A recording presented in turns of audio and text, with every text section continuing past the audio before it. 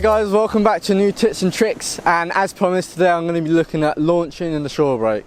Now to start with, it's pretty important to know that there's different types of shore breaks in different spots. The beach works differently, so the best thing to do to start with is to look at other people, look at the locals, how do they do it, maybe speak to them to know what they do. It's also really important to know at each spot the tide can make a huge difference on the shore break and how to go out in it. Now in this video I'm just going to look at the main pointers that help generally in every sort of different type of spot. Now to start with, how to carry your gear into the water. So personally how I do it is basically the normal way of doing it. Sail in one hand, board in the other, and you're basically in between the two. The other way of doing it, you can carry it on your head, which I personally don't do. Now another way of carrying it you can do is basically you being to the side of the gear.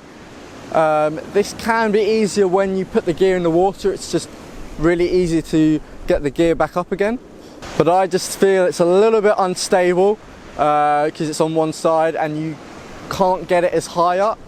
While you're waiting for that breaking a wave, a lot of the time the waves are rushing in and out, and the biggest thing you've got to think about here is keeping your gear high above the waves. As soon as the wave sort of tags the sail in the water, it's really hard to get that sail out, and it can pull you anywhere you want. It's really important you keep that sail up. More importantly than the board, actually keep the sail up, the rig up, and don't get that sail into the water. That's going to cause you problems. Now the second thing is timing. Timing is so important. It's probably the most important bit. So just look at the waves. Each spot is different, as I said before, so the waves do different things, but almost always in each spot you're going to have a break in the set, a break in the waves, a flatter section where it's safer to go out. I like to think of it as if you're in a car and you're pulling out onto a main road. There are some times where you can sneak out in between some cars, like you can sneak out in between some of the waves, but that's always more risky and you can always go wrong there. While if you wait for the break in the traffic, there's always going to be a break in the traffic, and you wait for a nice safe spot, it's a lot less likely to go wrong. So when you see that break in the set, now is when you gotta go full guns blazing, go in, commit, and be quick. So when that last set is coming, throw your gear. It's really important not to just drop your gear. If you drop your gear, the wave can come and tip the gear over. So make sure you throw that gear over the wave. Once it's over the wave, get on as soon as possible. I've seen a lot of people, they wait for the wave, they're patient, then they get their board onto the water and they're faffing around a bit there. That's a no-go. You got to get on as soon as possible because you never know what's going to happen. It's pretty unpredictable, the ocean. So my top tip is, even if your fins are going to drag a little bit, hopefully you're not going to completely stuff your fins, but just get on as soon as possible. At this point you've got to commit. Don't turn back. If you turn back and try and go back into the beach, that's what's going to go wrong, because you're in the danger zone at that point. If anything, paddle out to sea or just get onto your board as quickly as possible.